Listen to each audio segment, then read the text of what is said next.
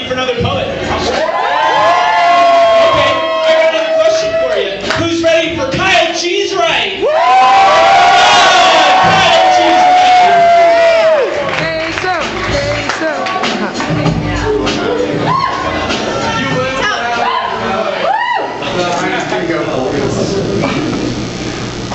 Man, I never would have guessed you were gay.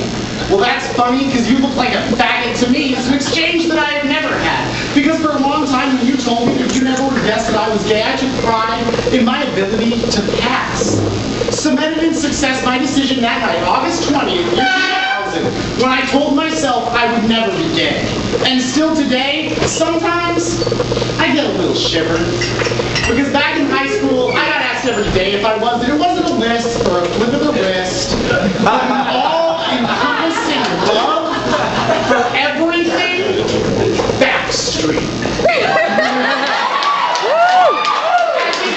Not some shady alley where I would suck a cock to the pleasure of sucking a cock, but I tried to keep it in the bedroom, furiously masturbating to the poster of Brian Luttrell hung on the back of my bedroom door.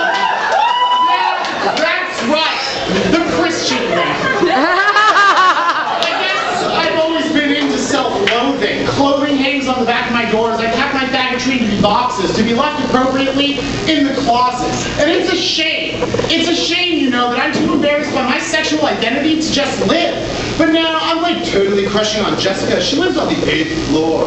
Jessica means I'm not gay except when I get light stuff on my face. And that's my story of the ages. Wages paid through brutal suppression and denial. Revival will not come for several years. 1 year into college, my best friend from high school told me he was gay. Sick of paying his way with lies, denies, and fantasy, which should have been fantastic. But instead, I was pathetic and we lost contact because my first rule of sexuality was the same as my second. Don't ask. And while you're at it, don't fucking tell. Players portending private privilege. Jesus H. Christ, for the love of God.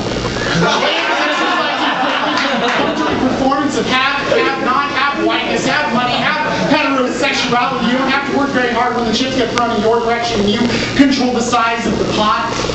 Pretending that privacy portends freedom and the accompanying silence, life.